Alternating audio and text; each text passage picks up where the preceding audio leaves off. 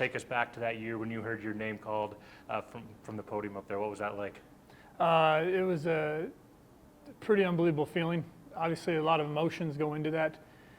You speak to a lot of teams, and every team has a different grade on you. So you don't know. You could go from 4th round to undrafted. So a lot of uncertainty. But going back to the day, I was with my mom, my sister, and a friend, and at that time my fiance, and got the call. It was pretty exciting. It was relieving.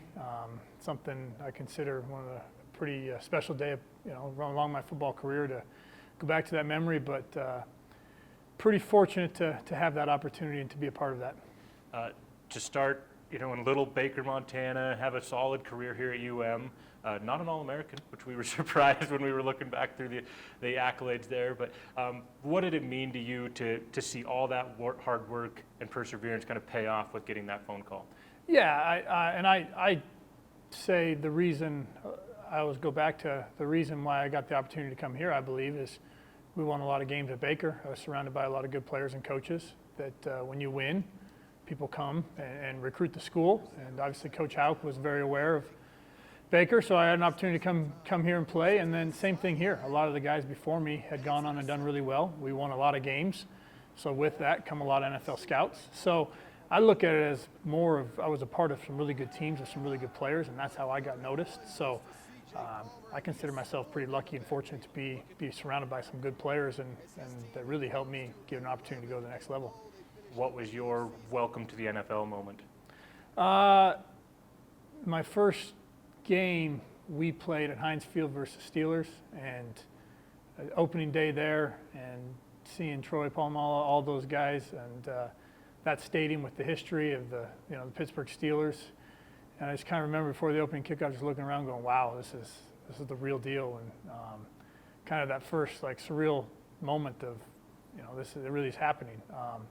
Fortunately, we lost in overtime, but it's kind of a neat deal, neat moment to be able to play in that stadium versus the Steelers' first game. Kind of something I'll never forget. To go from Baker to Missoula to Atlanta, kind of different dynamics with those cities. What was that transition like? Maybe off the field more than anything, as you were trying to get used to life in the South. Right. Oh yeah. No, definitely a little different than Eastern Montana to here even. But I enjoy going different places, meeting different people, seeing how lifestyles change. From here to there wasn't from Baker to Missoula wasn't a huge change. Obviously, the schedule, the demand was different, but moving from Missoula to Atlanta had some, it was a little different twist. But I was fortunate.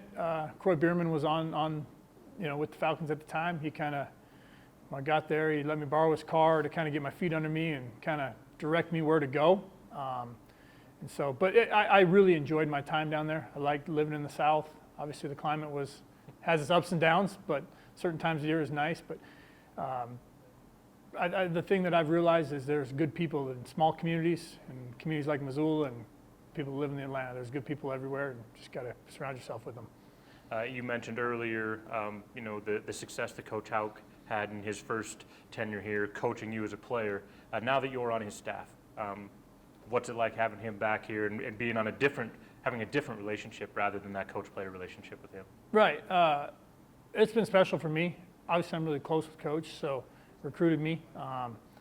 And, from my time, our last playing day here in 2009 till, just last year, we'd talk on the phone or get together every once in a while, but I didn't get to spend much time with Coach. So obviously seeing how he does things on a professional level has been really good for me. He's a really smart guy, and I see how he does it, but it's also been nice for me to be able to spend time with him on a different level and on a daily basis. So I've enjoyed that, spending time with his family, and that's been pretty neat for me to be able to, be a part of this with him. How about coaching with your brother? You guys have any button heads? You guys any knockdown, drag-out fights? Not as much anymore. We still have our arguments, our disagreements, and obviously his office is right across the hall from mine. But that's another thing that's been special about this is being able to do this with my brother. And our families get together a lot. Our kids are always together. And not a lot of people get that opportunity to be on staff. I think it's hard to get jobs in college football, let alone at the same place, and let alone at a place like the University of Montana. It's pretty neat. So I've enjoyed getting to spend more time with him as well. Kind of goes back to what I just said with Coach, you talk on the phone a lot with him, but never really got to spend a lot of time with him over the last recent years, and so to be around him has been a lot of fun. What's been the hardest part of the transition from player to coach for you? Because you've had a lot of different coaching stops already, and it doesn't seem like you've been in that part of the industry Right. for too long. But what's been kind of the biggest transition and some of the challenges you've faced over the past few years?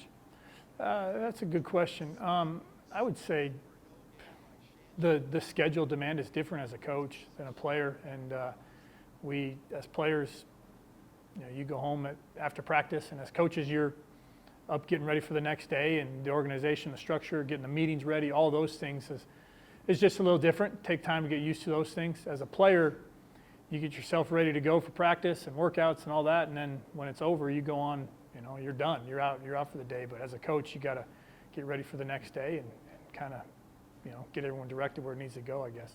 Your playing career is not that long ago. How often do you have to get out there, throw the pads on, show those safeties how to do it? I'm washed up. I don't have some coaches say they have one play left in them. I have none. But what I do try to take from it is I try to be able to relate to the kids, and in a sense that try to remember that there's some things that you're going to ask of them, in particular as a safety, that are difficult, and try to, we're asking, this is hard. We understand I'm asking, it's hard, but we need to get it done. And I try to be able to relate to them in a sense that be real with them.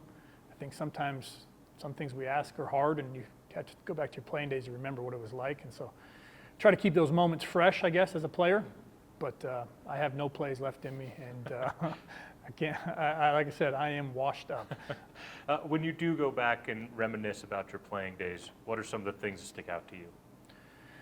Had a lot of good moments. High school, like I said, I played with some of your best friends. Was fortunate to be on great teams, won some state championships. Here, obviously, a lot of good moments here as well. I think you go back to, there's a few games that stick out to me. The 2008 rivalry game in our stadium, we wore throwbacks and we won. And that year we had went to James Madison and won a semifinal game on a Friday night at ESPN. That moment sticks out to me. Beating Appalachian State in this stadium right out here back in 2009, arguably one of the best FCS games ever. So a lot of really, really good moments. In Atlanta, was fortunate to be a part of 2 divisional titles, playing playoff games. I've been really lucky. And a big part of it has been around a lot of good coaches and players.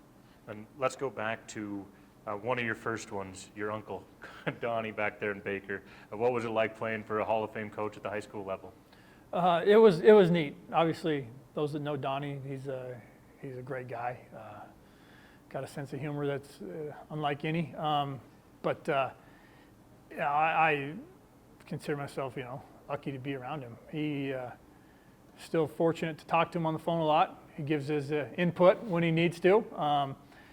But the thing that I took away from him is the respect that he had from players. I always say this, he found a way to get average players to play above average, to get good players to play great, to get not very good players to play good. So he got the most out of his guys, and I believe it's because the players there really respected him and put it on the line for him. And obviously he had a really good career there. And then a coach that we haven't mentioned yet that you have a relationship with, Pete Stanton and that family. They're a bunch of Baker guys, Absolutely. And he's obviously at Dickinson State, and Rob and Jim and Billings. What's your relationship like with the Stanton family? Really close with the Stantons. So my dad went to Circle High School, and his high school basketball coach was Jim Stanton Sr. So Jim Sr. coached my dad, and then my dad comes and plays at the University of Montana and gets into teaching and coaching, and he goes to Baker, and he's a teacher there, and there's a superintendent job open, and the first name he brought to the board was Jim Sr. And so they moved to Baker, and then it was kind of neat that my dad got to coach a lot of the boys along the way, and stay in touch with them all a lot. Really proud of what they've done. It's kind of neat to see them go on and have the success that they have. And another thing is what they all do is they treat kids the right way, and they do it the right way, and consider myself pretty lucky to know them and be good friends with them. I think we hear this a lot, but there's just something about Eastern Montana and the people there. To you, what does Eastern Montana mean to you? It's kind of become who I became, I guess. I consider myself, all my moments and thinking of growing up in Eastern Montana, I wouldn't want to be anywhere else. And I think it's, people out there are tough and work hard, blue collar, and I follow Eastern Montana. I mean, like I told you guys do a great job covering the state, but Eastern Montana sports, I would find it really intriguing, and I think it's a really, really special place to grow up with special people out there. You're also into another phase of your life, marriage and fatherhood. Take us through some of the highs and lows of that so far for you. Yeah, no, I mean, my wife has been awesome. During the season, our schedule is demanding. We got 3 little girls, 5. Lennox is 5, Malloy is 3, and Indy is 2 months now. So we're busy. She does a great job keeping it going, directing the ship where it needs to go. But I wouldn't want it any other way. I'm really, they're awesome. They give me a different perspective. Sometimes you have a tough day at work or a tough game or whatever, and you come home and they brighten your day up. And I really enjoyed being a husband and being a father. Are those little girls picking your brain when it comes to coaching football yet? My oldest says she wants to be a football coach. We'll see. They enjoy being a part of this family, around the guys, around the other coaches. They've become close with all the other coaches on staff and the players. So I think it's neat for them to be able to come to games and be behind the scenes and get to see things that a lot of kids don't get to see. And I think we spend weekends up here, let them run around the weight room and in the gym and do those things that I was fortunate to do as a kid at a different level, but they enjoy it.